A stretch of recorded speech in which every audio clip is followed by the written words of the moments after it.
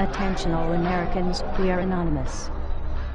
In early December of 2012, a crazy person in Connecticut went to a school and killed 20 school children and a number of adults. The attack in a theater in Colorado was the act of a crazy person. There are always some crazy people, and there are already laws in place making it illegal for them to obtain or to use them. It is illegal to take a firearm into a school or a theater. It is illegal to kill people, yet these laws did not stop these events because criminals do not obey the law. Only law-abiding citizens obey the law, and the law-abiding citizens are not the problem. Connecticut is the fourth highest gun control state in the country, and it's very hard to get a gun. Chicago and New York have the highest crime rates, and each has had total gun bans for years, yet gun violence increased.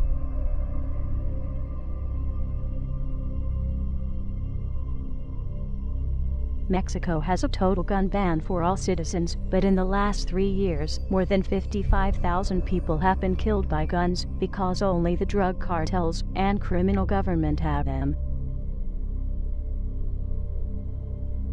Throughout history, authoritarian governments have used gun violence as an excuse to take people's firearms and control their population. This is exactly what Adolf Hitler did to disarm the German people, and look at the atrocities his administration did. Obama has been working hard to try and ban all semi-automatic weapons and shotguns, while at the same time increasing the weapons and firepower that police and government agencies have. Within minutes of the Connecticut shootings, politicians were on the state-run media saying it was time to get rid of the guns, and they will be talking about it for weeks to come.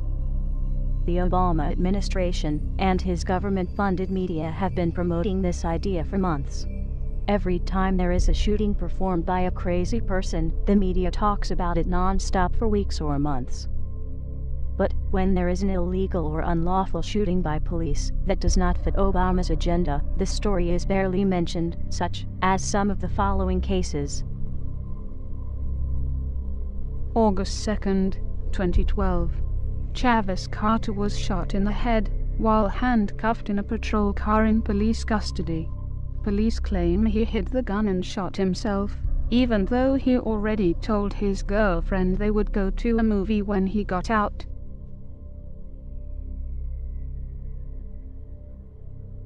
January 2009.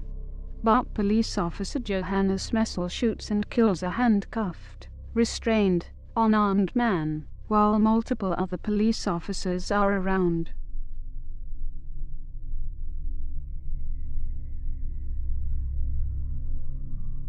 August 2012.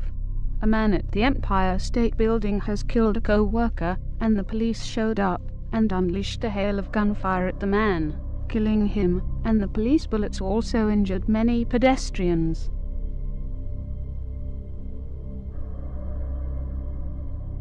July 2012. Some protesters demand answers from police about why they shot a man in the back. The police responded on the crowd of protesters that had many children under the age of 10, with rubber bullets and attack dogs.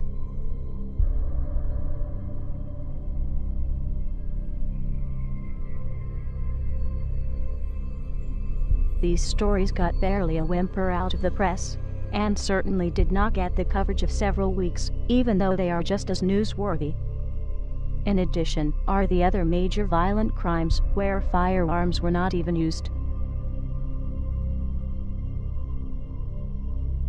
August 2007, Connecticut. In a home invasion, a wife and 2 children were murdered. The wife and youngest daughter were also victims of sexual assault. Only the husband survived, and he was badly beaten.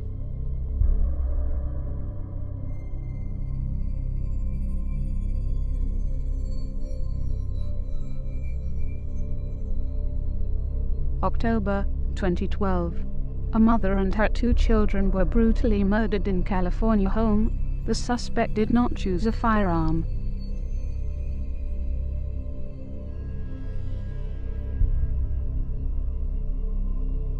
October 2012. 2 children were found stabbed to death when their mother returned home. The suspect was the children's nanny.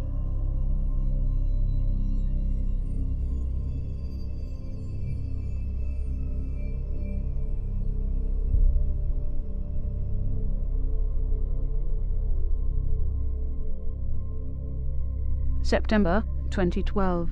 Siblings' throat slit by intruder.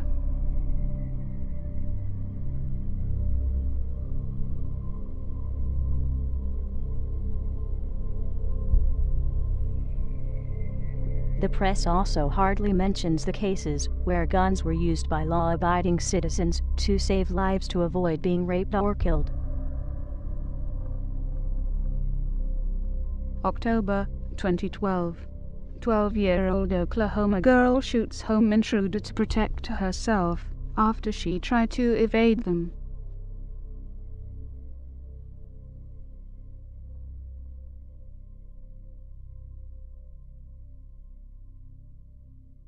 January 2012. 14-year-old boy kills intruder when a gang of 4 men break into his house, where he was alone with his 17-year-old sister.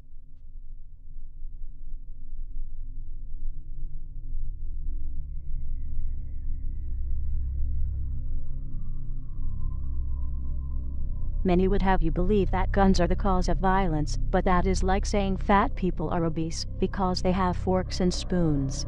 It is caused by the person that commits the acts, not the instrument they used. If guns were the cause of the violence, then the police would be committing more violence with guns and would need disarmed instead of being more heavily armed. And the military and National Guard should never be used to perform law enforcement duties. Other Anons and many other people, including Alex Jones and many others, have provided lots of evidence over the years to these facts. It has been known, predicted by many for several months, and in some cases years, that Mr. Obama's intentions are to confiscate all firearms, or at least as much as he can, to make it easier to usher in a fascist police state, to establish a one-world government, and under a one-world currency system. It was a tragedy in Connecticut, where the school children were murdered by a crazy person, and, as we have demonstrated in this video, there are countless cases where the press did not report on it as much, because it was not on a political agenda. How dare Mr. Obama soil their memories, and who they were, and are, by using this and other events for his own purpose. Guns have been used to save lives, and could have been used to save other people. Mr. Obama would have you believe that guns are the cause of these crimes that CNN, Fox, and the rest of mainstream media talk about so much, but it is hardly mentioned when the crimes are committed by authorities that are ever increasingly armed. Mr. Obama will tell you he needs to get guns out of the hands of criminals, but he will be taking them out of the hands of law-abiding citizens, while the criminals will still have them, and will have other means of inflicting harm. The law-abiding citizen will be helpless. Those that were saved by guns will become victims. And those that could have been saved by guns will have that history repeated, as others end up raped and murdered.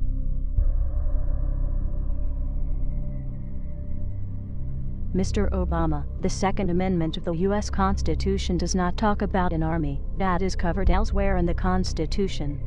It does talk about a well-regulated militia, which is made up of civilians with their own weapons. The Second Amendment of the U.S. Constitution does not talk about protecting government or government resources, but it does talk about being necessary for the security of the free state.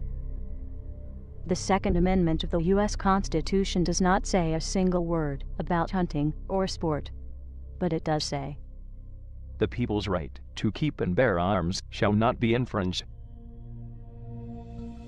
To the American people, as many laws have been banning firearms in cities such as Chicago, New York, and Washington, D.C., have been implemented, and, as the courts get them, they are now being overthrown as unconstitutional.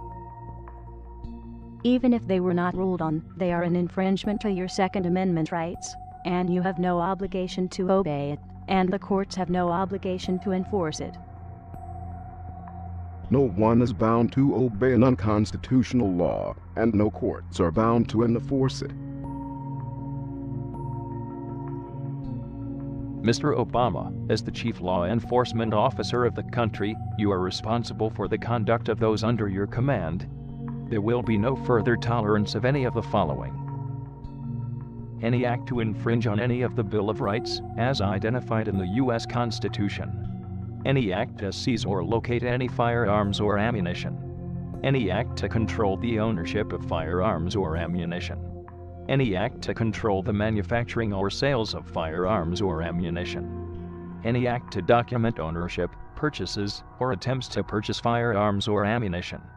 Any act to deploy or stage for deployment any military forces or government employees or agents thereof, for the purpose of asserting control over the population, or the rights of the people, or the states, as defined in the U.S. Constitution, such as would be used in martial law. Any act to write, form, negotiate, enter into, or comply with any international treaty that would or could do any of the points mentioned previously. Reed versus Covert, 354 U.S. 1, 1957. Treaties do not confer powers not authorized by Constitution.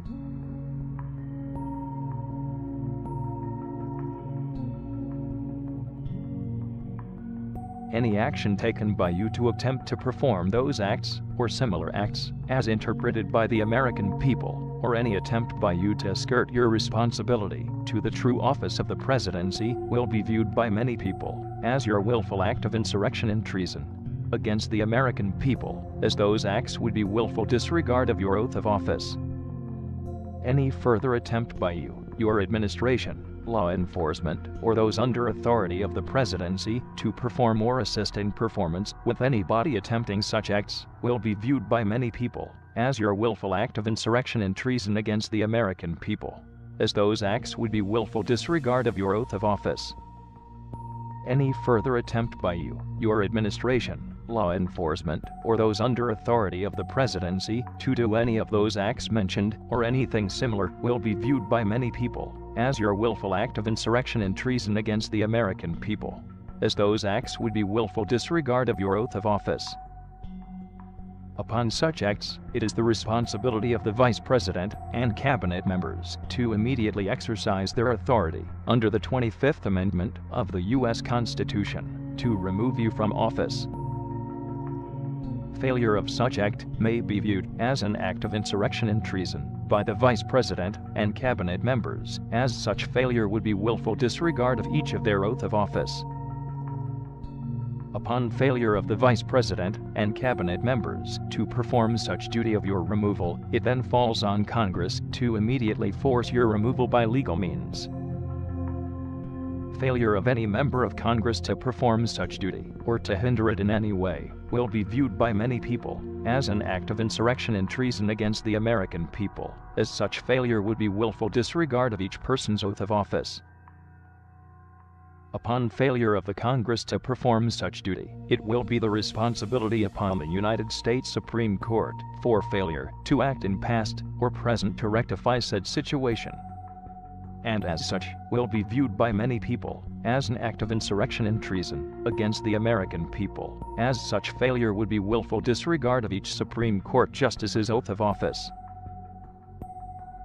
Upon failure of all the aforementioned bodies to perform such duty, it will be the authority and duty of any and all members of the United States Armed Forces to remove the President, Vice President, Cabinet members, and members of Congress, and the U.S. Supreme Court justices from power by military force. Failure by all military members to perform such duties will constitute as an act of civil war against the American people by said authorities. This video has links to other sources. This is for news and education reasons, and so falls under fair use. But no doubt, some people will try and have it removed. Download it and re-upload it, or pass it along. Let the truth be known. We are anonymous. We do not forgive.